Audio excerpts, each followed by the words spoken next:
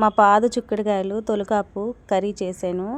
చాలా బాగుందండి కర్రీ అయితే. స్పైసీగా కమ్మగా ఉంది. అప్పటికప్పుడు తెంచిన కాయలు కర్రీ చేశానేమో, చాలా రుచిగా ఉంది. ప్రాసెస్ చూసేద్దాం రండి. ఈరోజు అయితే మొదటిసారిగా మన చిక్కుడు పాదుకి కాయలు అయితే కోస్తున్నాను. చీకటి పడిపోయిందండి, ఎర్లీగానే చేద్దాం అనుకున్నాను. పిల్లలు స్కూల్ నుంచి వచ్చేపాటికి టైం అయింది. వీడియో తీయడానికి మనిషి కావాలి కదా, అందుకే ఇప్పుడు చీకటి పడినా కానీ వీడియో చేస్తున్నాను. చూడండి, తొలికాపు కోస్తున్నాను చిక్కుడుకాయలు. ఇవి వచ్చేసి దసరా చిక్కుళ్ళు అండి, నీలం రంగులో ఉంటాయి. పువ్వులు కూడా అలాగే ఉంటాయండి చూడండి, కానీ టేస్ట్ మాత్రం చాలా బాగుంటాయి.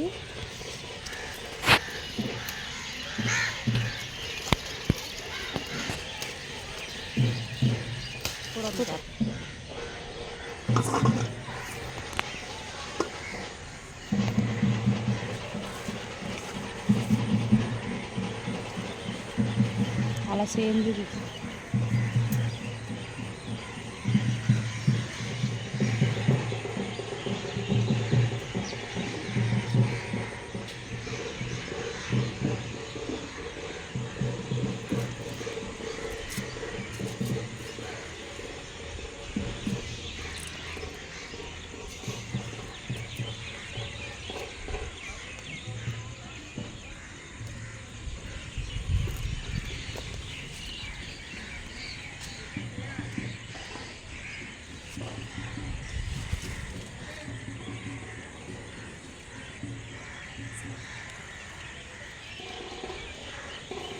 దగ్గర చూపించు, లైట్ వేసి కాయలు కొట్టండి.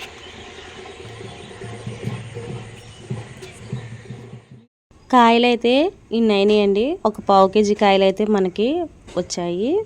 ఇప్పుడు వీటిని కర్రీ చేసుకుందాము. 2 ఉల్లిపాయలు, 5-6 పచ్చిమిరపకాయలు వేసుకోండి, సరిపోతుంది.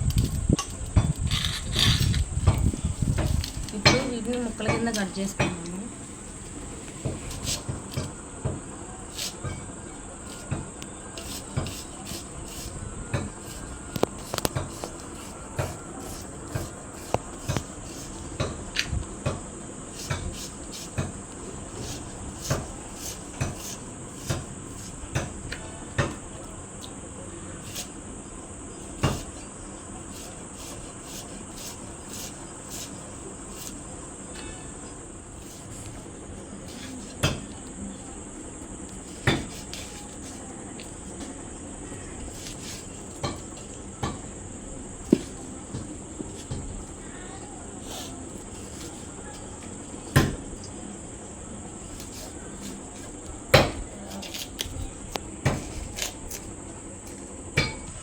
ఉల్లిపాయలు కట్ చేసేసుకున్నాం కదండి. ఇప్పుడు ఇందులో ఆయిల్ పోసుకొని చిక్కుడుకాయలు బాగా చేసే లోపల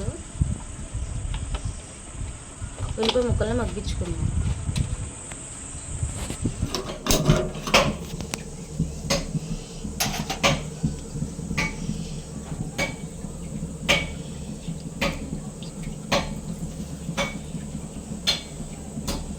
పాదు చిక్కుడుకాయలైనా మార్కెట్లో కొన్నాయైనా పురుగులు ఉంటాయండి, చూసుకోవాలి చిక్కుడుకాయలు.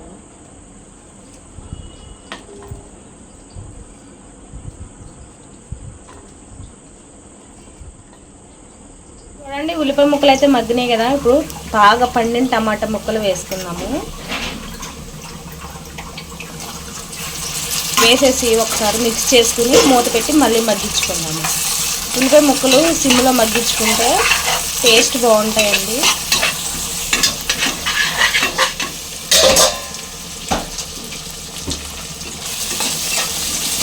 చూడండి, ఇలా ఎర్రగా మగ్గాక చిక్కుడుకాయలను కడిగి వేసుకుందాము.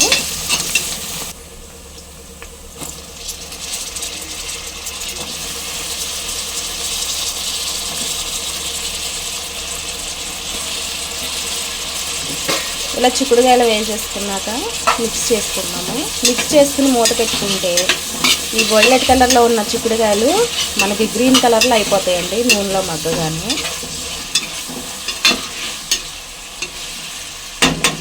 ఇప్పుడు మూత పెట్టి మగ్గించుకుందాం. ఇవి పుచ్చులు కాదండి, కాయ మీద ఉన్న మచ్చలు. ఇవి అలాగే వస్తాయి ఈ దసరా చిక్కుళ్ళకి.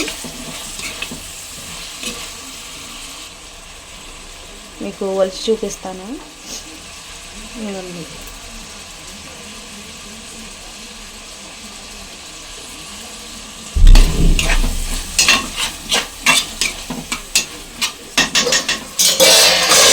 చూడండి, చిక్కుడుకాయలు అయితే చక్కగా మగ్గిపోయినాయి కదా. ఇప్పుడు ఇందులో ఉప్పు కారం వేసేసుకుందాము. ఇలా మగ్గితే టేస్ట్ బాగుంటుంది. ఇప్పుడు ఇందులో పసుపు వేసుకుందామండి. 1/2 టీ స్పూన్ పసుపు వేసుకుని ఒక్కసారి మిక్స్ చేసుకుందాము. అలాగే రుచికి సరిపడినంత కళ్ళుప్పు, అలాగే 1 టీ స్పూన్ కారం.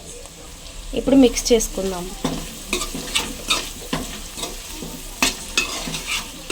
మిక్స్ చేసుకుని ఒక్కసారి మూత పెట్టి 1 నిమిషం అలా ఉంచితే చిక్కుడుకాయలు పచ్చివాసన పోయి కమ్మగా ఉంటుందండి కర్రీ. అందుకే 1 నిమిషం అలా మూత పెట్టి ఉంచండి. 1 నిమిషం అయితే అయిపోయిందండి. ఇప్పుడు వాటర్ పోసేసుకుందాము. అలా మూత వేసుకోవడం వల్ల చిక్కుడుకాయ కాయ వాసన రాకుండా ఉంటుంది.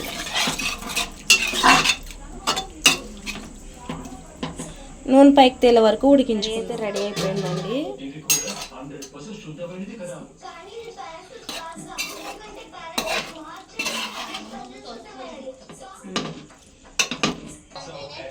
కర్రీ అయితే టేస్ట్ చూద్దాం. వేడివేడిగా రైస్,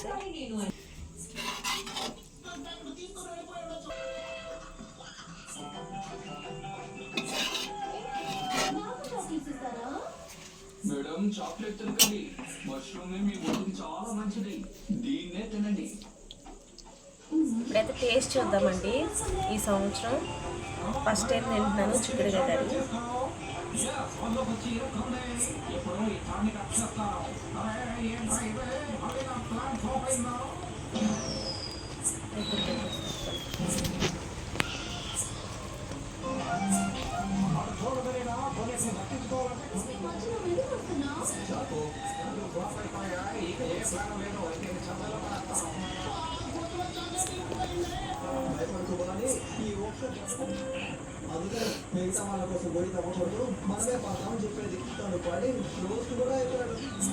టేస్ట్ అయితే చాలా బాగుందండి.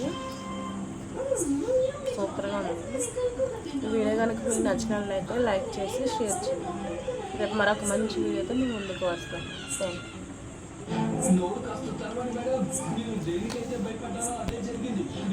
యూ.